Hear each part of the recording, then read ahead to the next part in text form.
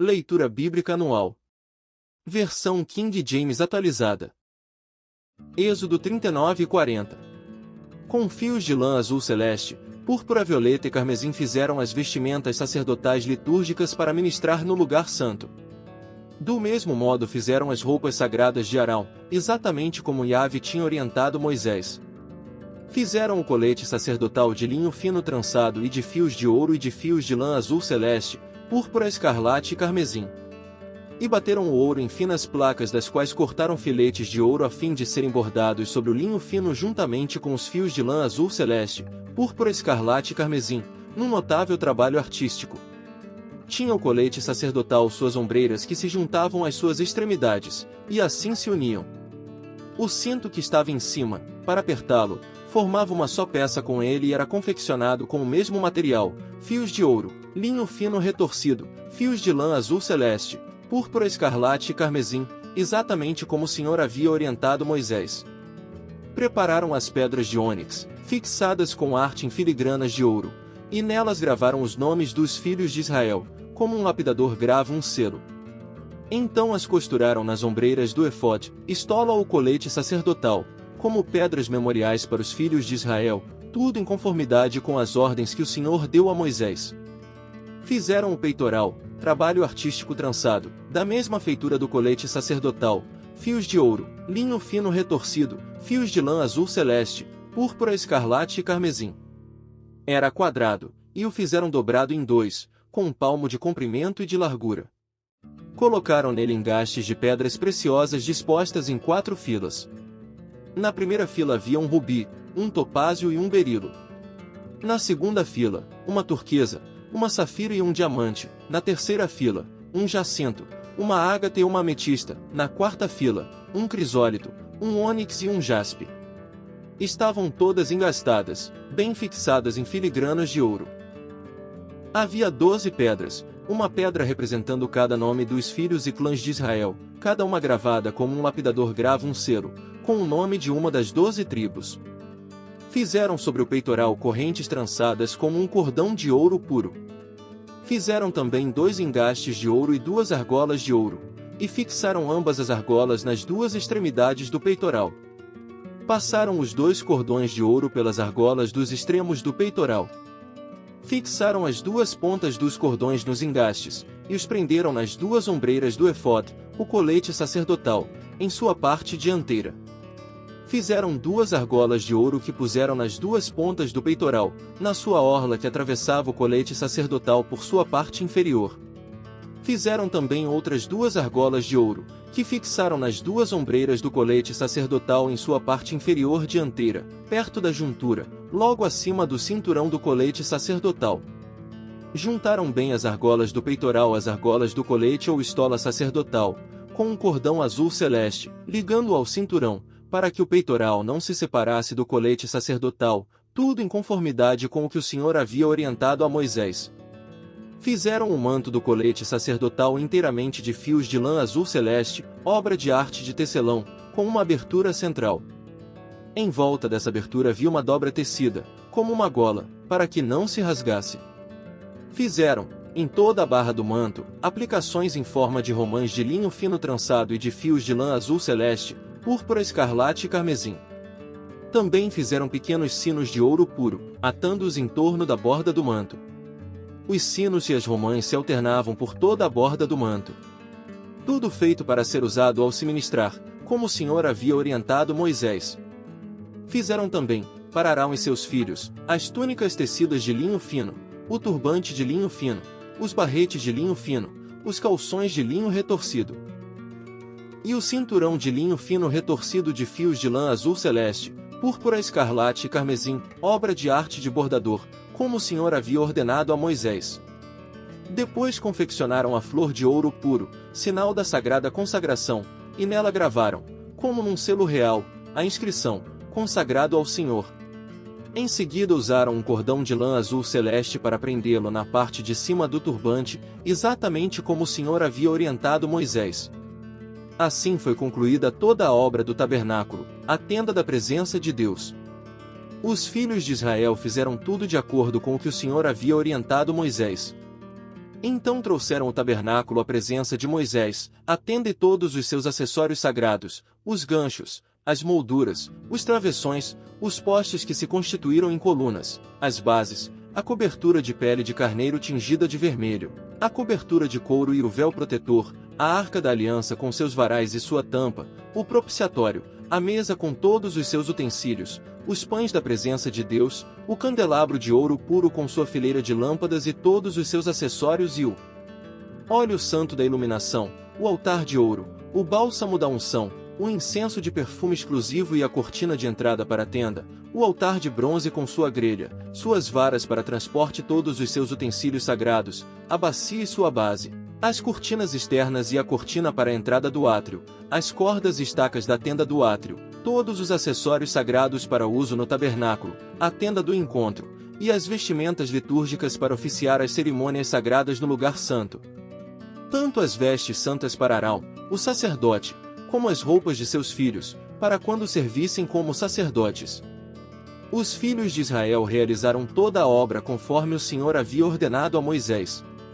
Moisés inspecionou todo o trabalho e constatou que tinham feito tudo de conformidade com o que o Senhor tinha orientado.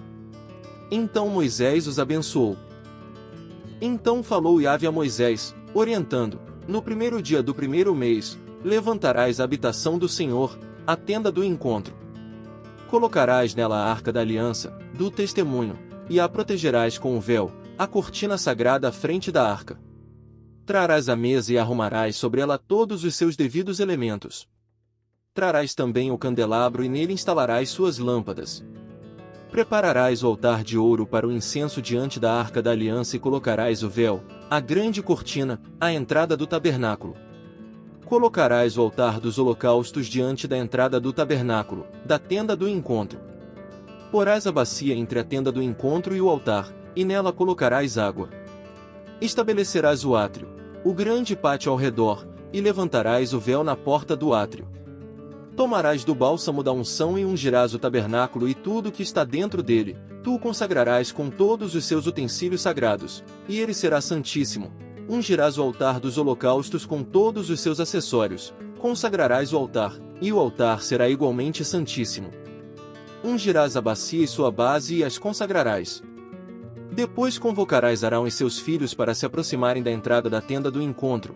Tu os lavarás com água e vestirás Arão com as vestimentas sagradas. Tu o ungirás e o consagrarás para que possa servir plenamente como sacerdote. A seus filhos, tu os convocarás a fim de que se aproximem e os vestirás com as túnicas santas. Tu os ungirás, como ungiste o pai deles, para que também possam exercer plenamente o ministério do serviço sacerdotal. Isso se fará para que a unção deles lhes confira um sacerdócio perene, geração após geração. Moisés realizou tudo em conformidade com o que o Senhor lhe havia ordenado. Assim, o tabernáculo foi levantado no primeiro dia do primeiro mês do ano 2 da saída do Egito. Moisés armou o tabernáculo, colocou as bases em seus lugares, armou as molduras, colocou as vigas e levantou as colunas. Em seguida, estendeu a tenda sobre o tabernáculo e colocou a cobertura especial sobre ela, exatamente como o Senhor havia orientado. Tomou as tábuas de pedra com os mandamentos gravados e depositou-as na arca da aliança, instalou nela os varais para transporte, e colocou sobre ela a tampa, o propiciatório. Depois transportou a arca para dentro do tabernáculo e pendurou a cortina do véu a fim de proteger o acesso à arca da aliança. Tudo em conformidade com a vontade expressa do Senhor. Moisés colocou a mesa na tenda do encontro, no lado norte do tabernáculo, do lado de fora da cortina do véu, e sobre ela dispôs, em ordem, os pães da presença, diante do Senhor, como o Senhor havia orientado. Colocou o candelabro na tenda do encontro, em frente da mesa, no lado sul do tabernáculo, e dispôs as lâmpadas diante do Senhor, como o Senhor havia ordenado. Moisés também colocou o altar de ouro na tenda do encontro, diante da cortina do véu, e em cima dele queimou o incenso de perfume exclusivo, tudo conforme o Senhor tinha orientado Moisés. Depois instalou a cortina do véu na entrada do tabernáculo. Montou o altar dos holocaustos na entrada do tabernáculo, da tenda do encontro, e sobre ele ofereceu holocaustos e ofertas de cereal, tudo segundo o Senhor havia determinado. Colocou a bacia entre a tenda do encontro e o altar, e encheu-a de água. Moisés, Arão e os filhos deste usavam-na para lavar as mãos e os pés. Todas as vezes que entravam na tenda do encontro e se aproximavam do altar sagrado, eles se lavavam, exatamente como o Senhor ordenara a Moisés. Finalmente, Moisés construiu o átrio, o grande pátio, ao redor do tabernáculo, e colocou a cortina do véu à entrada desse átrio. E assim, Moisés concluiu toda a obra. Então a nuvem cobriu a tenda do encontro, e a glória de Yahvé encheu todas as dependências do tabernáculo. Moisés nem conseguia entrar na tenda do encontro, porquanto a nuvem pairava sobre ela, e a glória do Senhor enchia plenamente o tabernáculo. Todas as vezes que a nuvem se erguia sobre o tabernáculo, os filhos de Israel entendiam que era o momento de seguir viagem. Contudo, se a nuvem não se levantava, da mesma maneira eles não se punham em marcha até que a nuvem se erguesse. Pois, de dia, a nuvem de Yahvé ficava sobre o tabernáculo e, de noite, podia-se observar fogo dentro dela, e isso à vista de toda a nação de Israel, durante todas as etapas de sua peregrinação. Marcos 1 versículos 1 a 28. Princípio do Evangelho de Jesus Cristo, o Filho de Deus. Conforme está escrito no livro do profeta Isaías: Eis que eu envio o meu mensageiro diante de ti, a fim de preparar o teu caminho, voz do que clama no deserto. Preparai o caminho do Senhor, tornai retas as suas veredas. E foi assim que chegou João, batizando no deserto e pregando um batismo de arrependimento para perdão dos pecados. Vinham encontrar-se com ele pessoas de toda a região da Judéia e todo o povo de Jerusalém, e eram batizados por ele no rio Jordão, confessando seus pecados.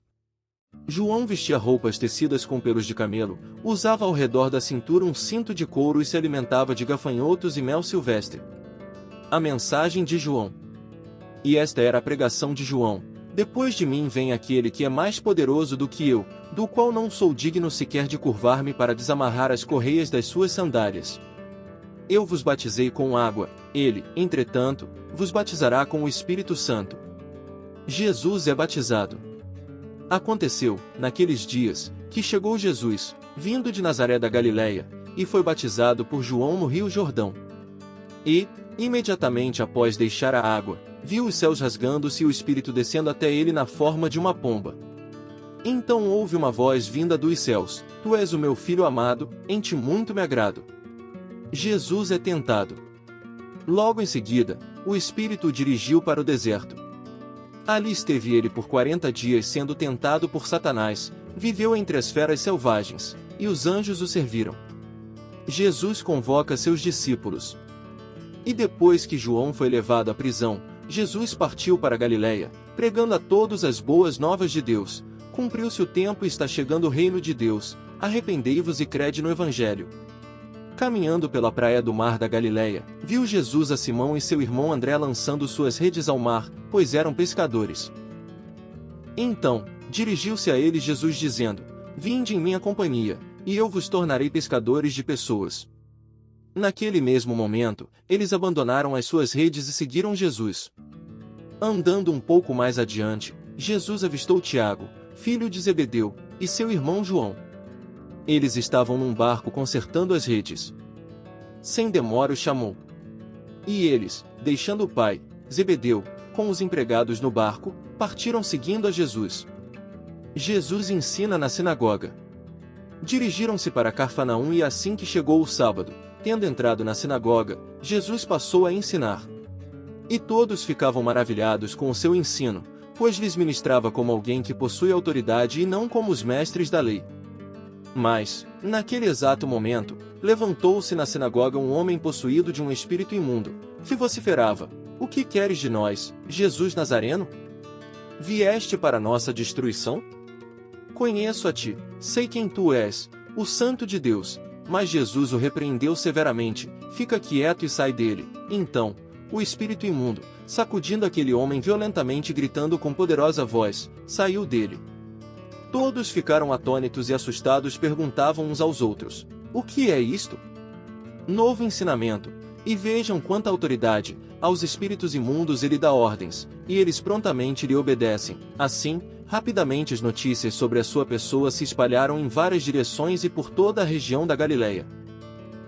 Salmos 35 versículos 1 a 16. Um salmo de Davi. Advoga minha causa, ó Senhor, contra os que me acusam, combate contra os que me perseguem. Veste a armadura e toma o escudo, levanta-te e vem em meu socorro. Empunha a lança e o machado de guerra contra os meus perseguidores. Dize a minha alma, eu sou a tua salvação. Sejam humilhados e cobertos de vexame os que buscam tirar minha vida, retrocedam envergonhados e sejam aniquilados os que tramam a minha ruína. Sejam como a palha que o vento carrega, quando o anjo do Senhor os espalhar. Tornem-se-lhes os caminhos tenebrosos e escorregadios, quando o anjo do Senhor os perseguir, pois sem motivo prepararam uma armadilha oculta para me apanhar, e sem causa abriram uma cova para me tragar. Que de súbito venha sobre os inimigos a destruição, sejam enredados pela própria cilada que me armaram, caiam na cova que escavaram para me matar e lá se arruinem de vez. Então todo o meu ser transbordará de gratidão ao Senhor e se regozijará na sua salvação. Proclamarei ao mundo de corpo e alma: quem poderá se assemelhar a ti, ó Senhor? Falsas testemunhas se levantam e me interrogam sobre atos que não cometi. Retribuem-me o bem com o mal, e essa decepção enluta a minha alma. Da minha parte, entretanto, quando estiveram doentes, usei vestes de lamento, humilhei-me com jejum e derramei sobre meu próprio peito muitas orações. Andei vagueando e lamentando como por um amigo ou irmão, prostrei-me lutado como quem chora por sua mãe. Contudo, assim que tropecei, eles se alegraram e contra mim se ajuntaram. Reuniram-se às ocultas para me atacar e agrediram-me sem cessar. Como ímpios zombando do meu refúgio rangem os dentes contra mim.